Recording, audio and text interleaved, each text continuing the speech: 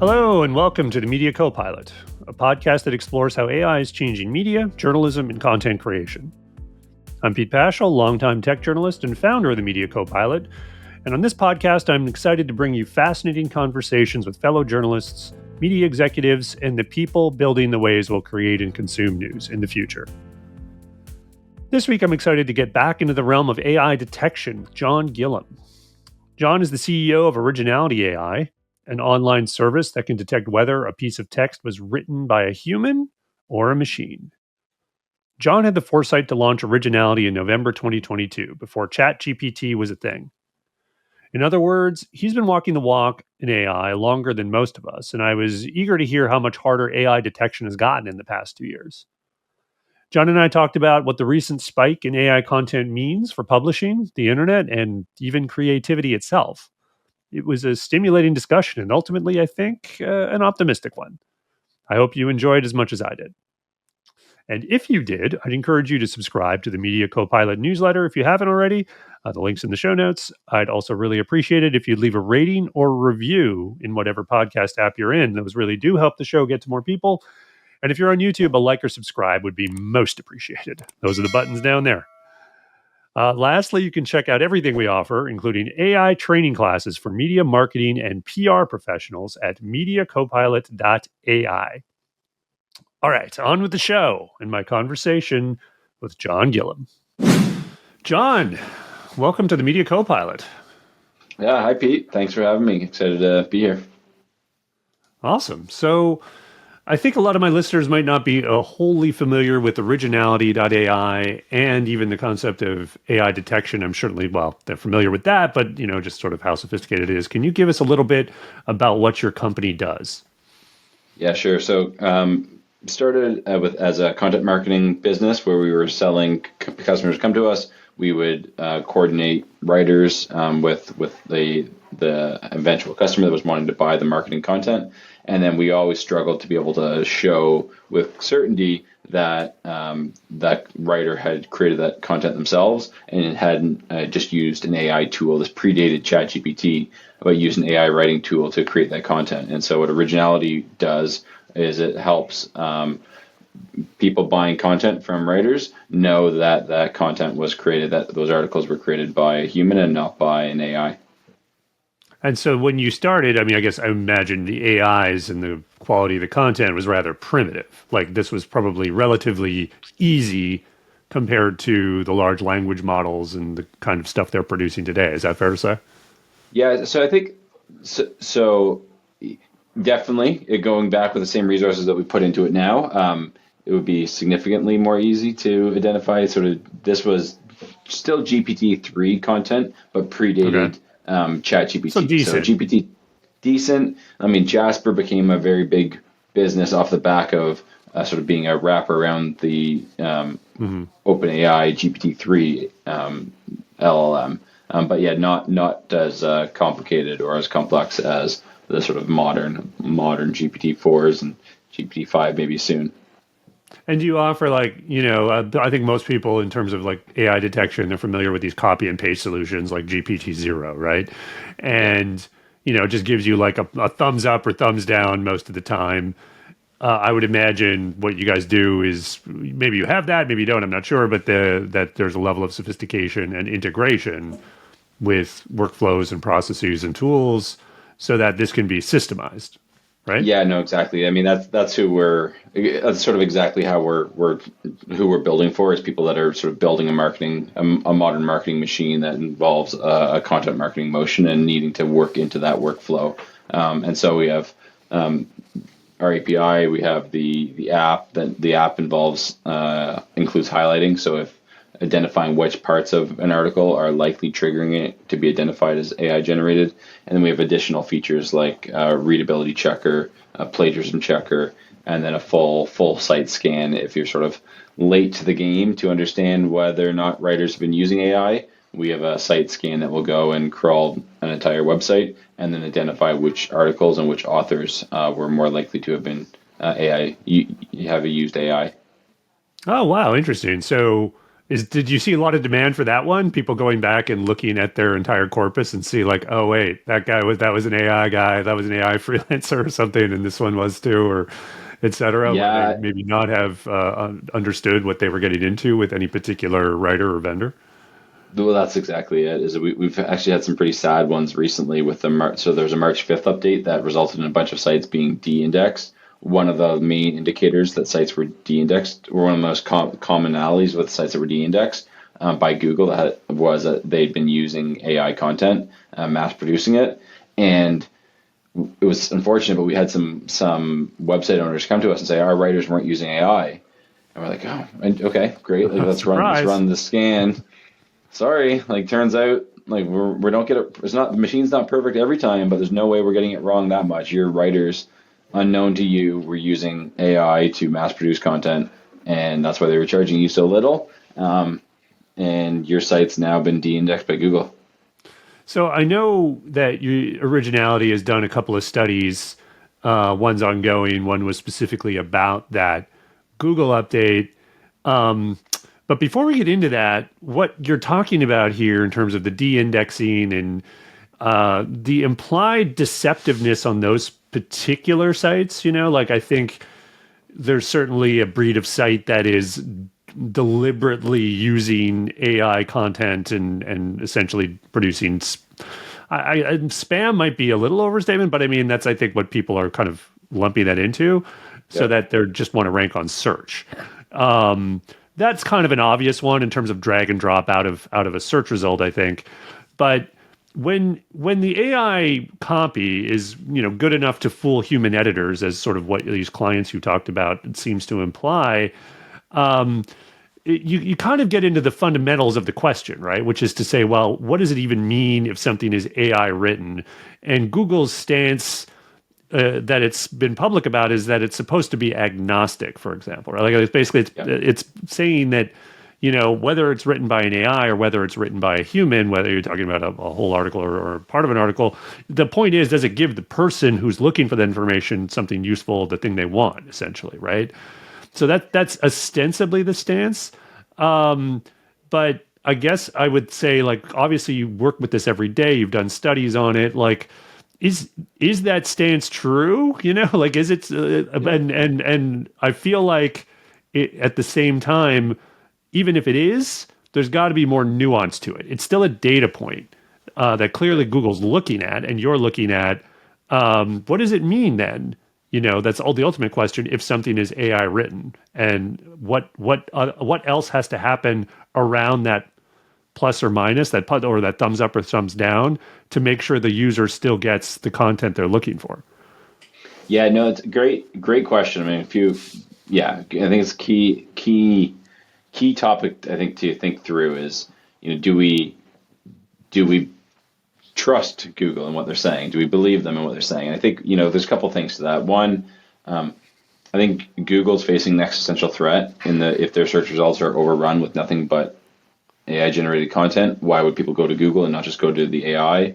I think not all AI content is spam, which I think is to your point, but I think anybody that is publishing spam content isn't doing that with writers. They're doing that with AI right now. So I think not all AI content is spam, but all spam right now is likely AI. And so then I think to your question around where's the nuance lie? I think that's what Google is, I think, ultimately trying to achieve is that we want to rank content on the metrics of usefulness. They're imperfect at that, and when we think about it internally for ourselves, when we have part of our team that uses AI to assist in the creation of articles for our website, because they're English as second language AI researchers who help create articles and studies, and they use AI in the creation of that article. So I think if we know that article is useful, we know there's information gain occurring in the form of new data or other methods of information gain, we're comfortable to publish AI content. I think it does come with some risk because Google does face this existential threat, And like we've seen in the history of Google, when they try and address one problem, there's collateral damage. Well, it's funny you say that, like in terms of the existential threat, because you're right. But I think it's an existential threat to Google search as opposed to Google's broader picture, which obviously includes AI. And they've even said this is the future of the company, that building the best LLM is something that they have tacked their future on. So they're, it seems like the most basic, almost conflict of interest here, that they're trying to balance this. I mean, maybe that's the wrong term, but it's threading a hell of a needle if you think about it. Because it's like, well, search needs to filter out bad results. AI, I think the way you said it was perfect in that, like, not all AI is spam, but because of the business of how content's generated now, all spam is using AI. So it becomes this difficult thing to not just want to drag and drop it all. You know what I mean? I don't think that's the right solution either, right? Like, I mean, I help in some of my writing. I do use AI to help. Again, I have a process where I am constantly editing and sort of fact checking the AI as I go along, and I don't use it for all writing. But it is. I would think it would be if some of that sort of appeared in a detector somewhere and someone said, "Oh, this isn't good," I would say defend it. I would say no. I worked really hard to work with the AI to make that a good article. And yes, some of the prose it did was like I didn't change it much, but it's a good article, So you really need to like get at this level of sophistication when you think about this, in how we're using it and how we're using it, how we're building the filters around it, right? Beyond just how we're using it. And as a sort of someone who's one of the companies that is helping build these filters, I think the question I'm sort of getting around to, do you see this going in the right direction? And maybe this is a good sort of segue into the studies you sort of mentioned, because I feel like there's a particular chart in one of the studies that suggests maybe it's not, but I don't know. You have to tell me. Yeah, so I think you're right. Google, the entity, has to be this AI forward company, while Google search, they're in their Kodak moment, or they're in their moment of there's a new paradigm coming and they need to figure out how to thread that needle, and be AI forward as a company, while still valuing what is human and not breaking this total cash cow and relationship between publishers and search. So that's a tricky thing for them. Is it going in the right direction? I think not yet. I think I'm optimistic that it will. I think the societal consequences of AI generated content being unleashed upon the world is significant and not fully yet understood. We're talking exclusively about search. What about research papers? What about patents? What about online reviews? We looked at some online reviews. Up to 30% of reviews since the launch of ChatGPT were AI generated on some platforms. Maybe those are... Yeah, I'm really curious about that. I used to work in reviews very extensively, and I would be very curious about which sites are using them, using AI. And again, I want to talk about sort of the stigma of AI, because as I sort of asking the question, I realized, well, I think we're all a bit biased in a sense, that to the point where even though we're talking about the nuances, is AI content good or not, because of that spam proliferation, there's a stigma to it. There's no question. Like, I think there's an immediate bias from everyone. Oh, AI, very suspicious. This needs to be checked. And in fact, it's kind of like synonymous almost with low quality, right? Which may not necessarily be the case in each time. So it's we don't want to be AIists, right? Or whatever the term might be. And I think not. Even if it is like it writes better than I do. I think I'm not. That's I probably can out spreadsheet it, but it can write better than me. I think there's pockets of I think where the direction we'll get to is that there's pockets that we accept it and we're happy with it, and we are, as long as there's if it's Pete, your name is behind it, you're the author of this document. I don't care how it created. I trust Pete. I trust this article. I'm happy to read this. If it's an anonymous review online, I think most of us would like to think that that review describing someone's personal experience of using a product came from a person and not an AI that is a derivative, and their output is a derivative of all existing knowledge. So I think disclosure is going to become important. I think authorship is going to become more important. I think I'm optimistic that we haven't gone too far in a wrong direction. That we will eventually get to the right direction. But I think we're still in this messy stage, and it's not yet moving in the right direction. Yeah, I think the disclosure, the transparency, I think you're 100% right there, at least until we're at to a point where that bias or that stigma is muted somewhat because everyone's just using it Yeah, on some level. Whether that day ever comes, because obviously it's far from a guarantee. I do feel like the overall hype cycle of AI is starting to curve downward, but that's a topic for another time. Right now, I want to zero in on that study we were just talking about. So you recently, well, no, sorry, not recently. There's the one. Well, let's a little more context. What we've been talking about is obviously the recent update that Google did for search results and downranking and outright eliminating some kind of sites that were essentially spam using AI. But in addition to the study, you looked at the sites that were taken out of results from that. You also have an ongoing study that looks at the percentage of AI generated content broadly. And I got to say while it's not unexpected, the spike, I'll make sure there's a link to the study in the show notes, so check it out. But there is, shall we say, a leap forward in the last little while. Can you describe like this leap up despite the big update and what it represents? yeah, sure. So for some context, the study we looked at going back to 2019, 500 keywords, and then the top 20 results for each of those 500 keywords. And then we looked at what the ranking was in Google historically for those keywords, and then went to archive.org based on that date to pull the content. So we ended up creating this data set of Google search results from 2019 to present day at regular intervals on the content that was ranking on different pages. What we saw, and then we ran that through our tool, which gives us a confidence score in that content being AI or human generated. We saw starting out at a low of 2.5%, 2.5 to 4% between 2019 and the release of GPT-3.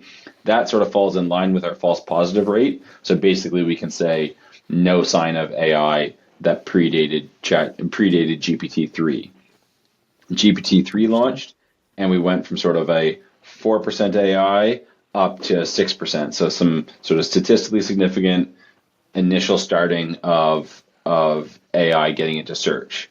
And then ChatGPT launched, and sort of, as you said, not surprising, but shocking to see, we have seen a exponential growth since. And just most recently, we just updated the numbers. Actually, yesterday, we're doing it monthly, and we're seeing 11.3% of the top 20 search results in Google for the 500 keywords that we looked at being AI-generated content, and that is up from 6% when ChatGPT launched.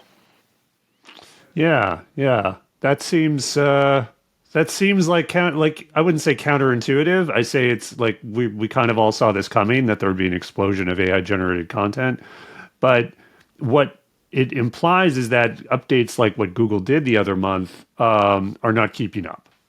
At least it implies. Again, I'm kind of maybe judging AI content harshly, but I don't think I am at this point because, I think people are still sort of figuring out the ways to use it properly and ethically. I mean, obviously that's a big reason why my company exists, but I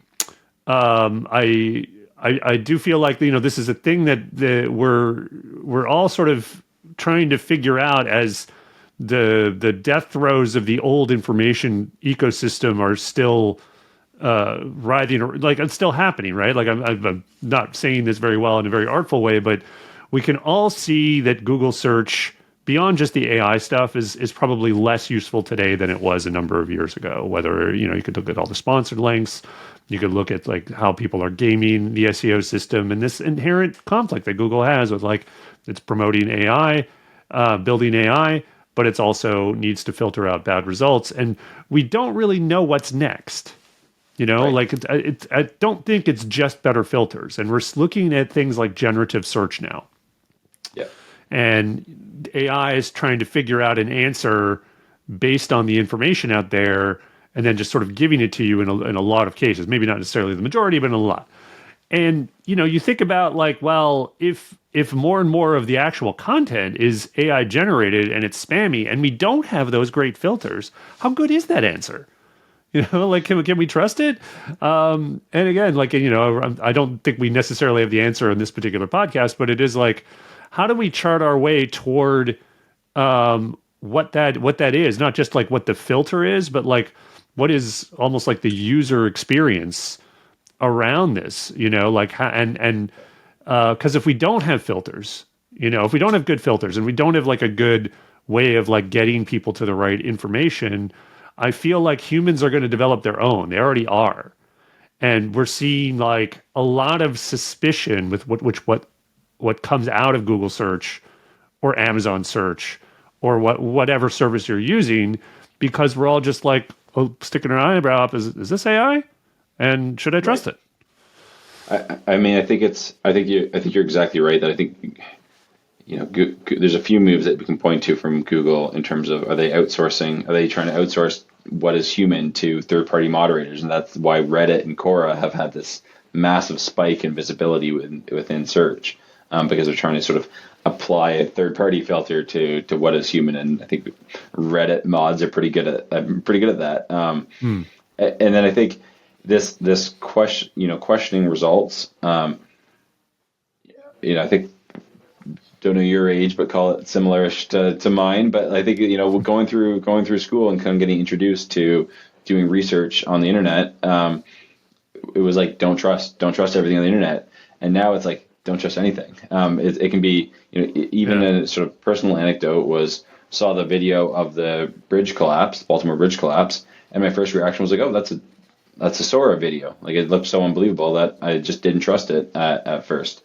And I think that's going to be a recurring theme that I don't know if that's going to be a solution, or if that's just the same way as you went from, probably predating internet, reading a book, trusting it with a high level of confidence, to the internet and needing to be critical about thinking about what sources you do and don't trust.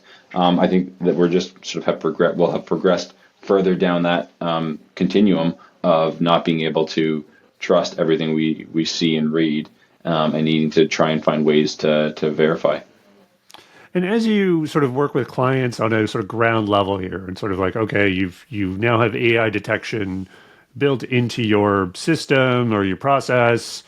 What do they tell you, and how do you guide them in terms of the other side of that equation? And then what? I found out this is AI or partially AI. It's 12% AI. It's 80% AI. Is that bad? Do I put a disclosure on? Do I fire that guy? Do I train my whole staff to not do that, or do I train my whole staff to do that because it's like super useful and efficient?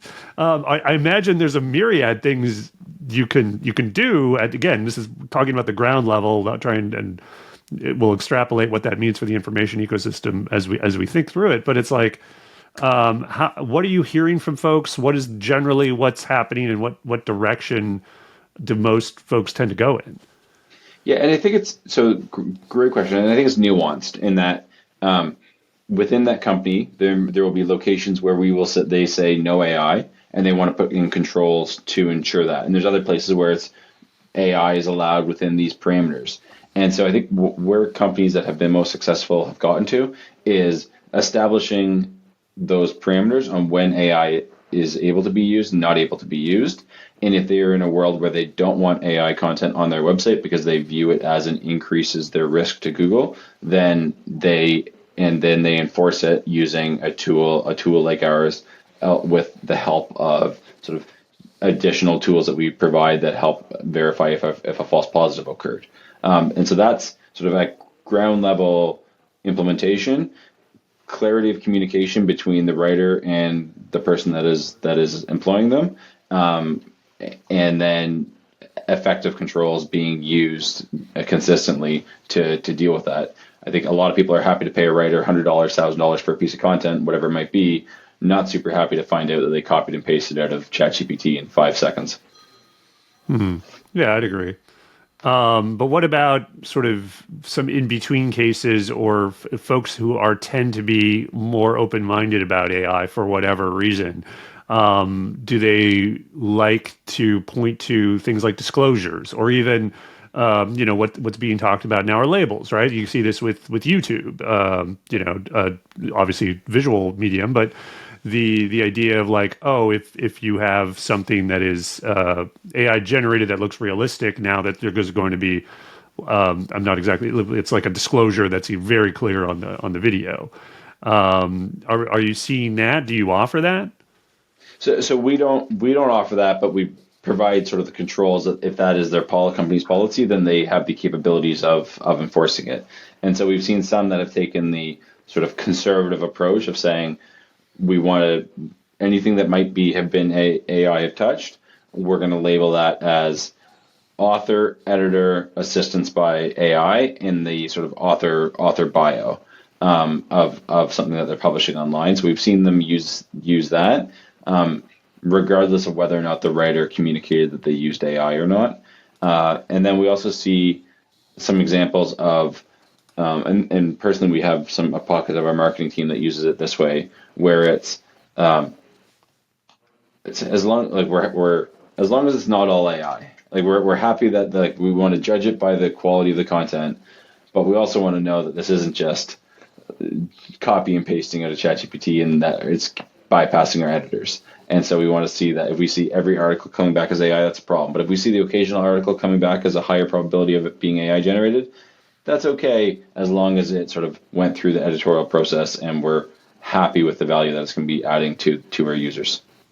Is there, that's going to get a little bit granular on it. I know this probably doesn't have a definitive answer, but like, is there kind of a percentage on terms of that seems like this is too risky or too possibly low quality versus like, oh, this is probably okay because the person clearly may have used AI, but they've done something with it. So like, like in other words, there's the difference between some detector saying like this is 20% AI versus 80% or 90% AI. And Yes. Do you find that there is like you probably do something different in either case?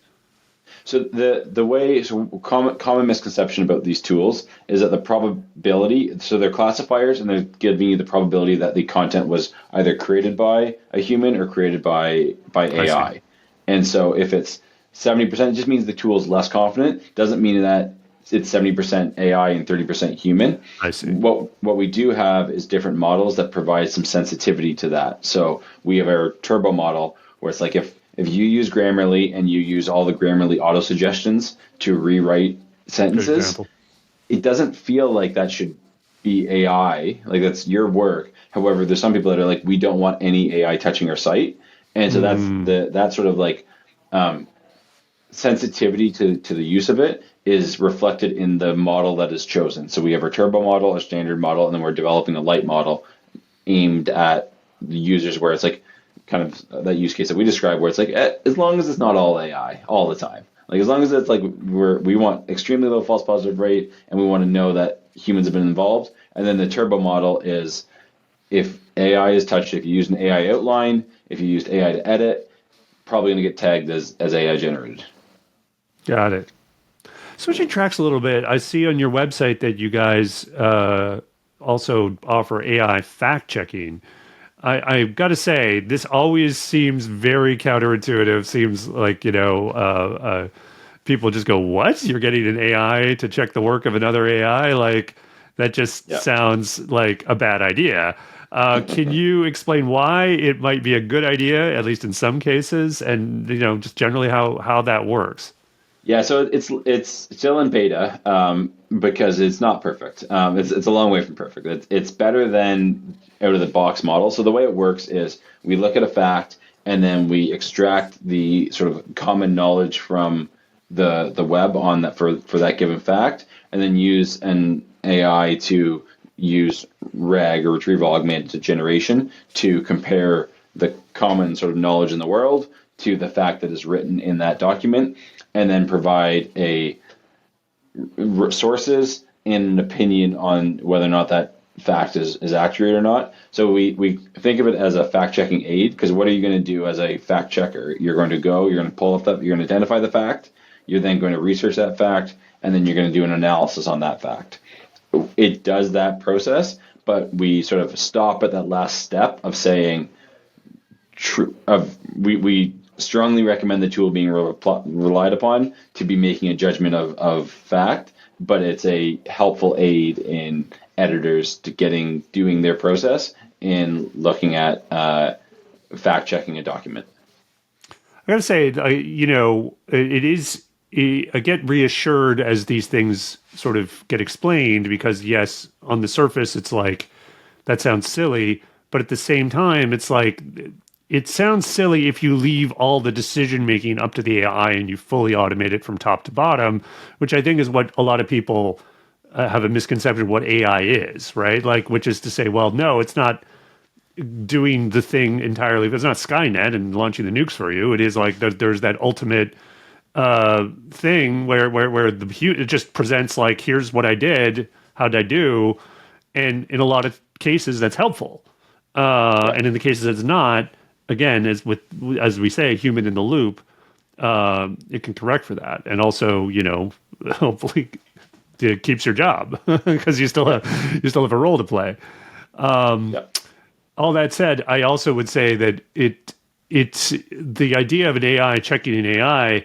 Again, lines up a little bit what we were talking about with review sites. So this is just sort of, I think, what I think a lot of people do now, which is to say, because I can't trust as a reader what any particular review, apart from maybe some brands like the Wirecutter and what have you that are very well reputed, I can't tell if that review is self-serving or spam or whatever, or part of some marketing budget somewhere.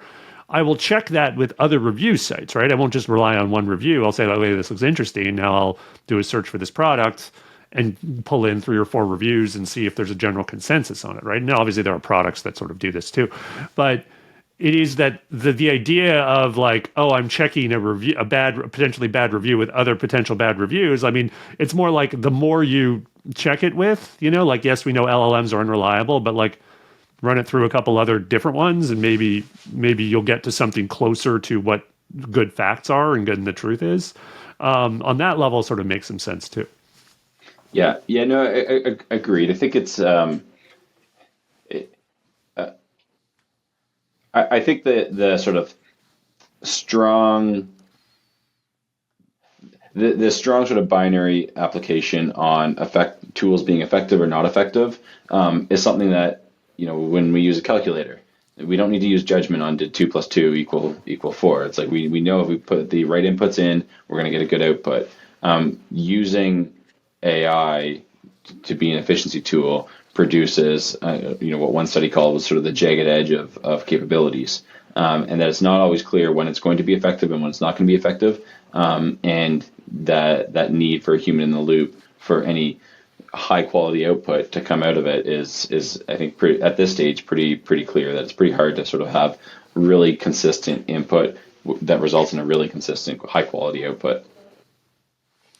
So we're kind of at peak hype here in the AI world, I would say, or maybe we're just past it, as I was sort of saying earlier. Given that, do you feel that we're entering sort of a point where there's going to be a lot more skepticism put on AI? I mean, are you seeing, I guess I would think, maybe a spike in the demand for services for detection because of that backlash, or is it just kind of unrelated? Yeah, I think there's I think there's different worlds. So in the world of web publishing, we're seeing a backlash to AI content. That is resulting in more people needing to use AI detection because Google has been effective with their communication around the type of sites they're targeting and the prevalence of AI content on those sites. People are scared. I think rightfully so, but that's kind of my opinion. So I think we're seeing a spike there. I think, long term, where's AI going? Yeah, I think data would suggest hard to bet against it, So this is going to age poorly. But what we've seen is the sort of against any sort of common benchmark, rapid performance to a human level, and then tapering off. That I think is going to bring more of humanity to the edge of capabilities. But at this point, doesn't seem to be there doesn't seem to be a clear path to the product development where it will go to super intelligence and beyond existing human capabilities. Probably going to age poorly, but I'm sure it's probably not actually. We'll see. But I think sort of bringing it back down sort of to the ground level of like people just asking questions and getting good answers. Do you see AI playing like a big role? Well, it's going to play a big role, but how is it? Is it going to get worse before it gets better? And I think I would ask like, what has to happen around just the idea of AI detection to get there? Like like I say, we've been talking about better filters. We've been talking a little bit about generative search. We've also talked about the conflict there, and the increasing human level skepticism. Do we need like a platform solution here, whether it's Google, Bing, OpenAI, or something else? Are humans smart enough just to deal with this with our existing systems? And, again, I guess, what in an information ecosystem 5 years from now, forget AGI, and people are just asking their computers and their phones to point them to things and give them information that they need. What does that look like? Is it basically kind of like today, or is it a wondrous world, or is it a dystopia? I think it's going to be good. I think good for society. I don't know about great for the web ecosystem. I think if that transaction, if the value exchange of us publishing content gets broken, I think that's going to be a problem. So I think, what does that look like? I'll throw something out there that I think is probably going to be a generative AI model that you're asking a question to, and then your own agent that you have on your computer helping to assess the value of that answer if it meets what you're after. So a specialized model to go out and retrieve information, and then your own agent to help ensure that's a sort of a answer that will meet Pete's needs.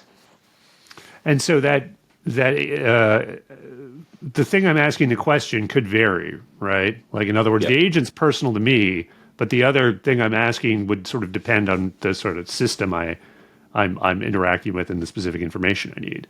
And then Yep. the agent sort of helps me evaluate that. Yep. Okay. And I think will that be Google that you're asking the question to? Perplexity, Bing? I'm not sure. Will Google still look like 10 links filtered with a bunch of ads that you have to explore through to potentially get your information that you need? I don't know. I think it's going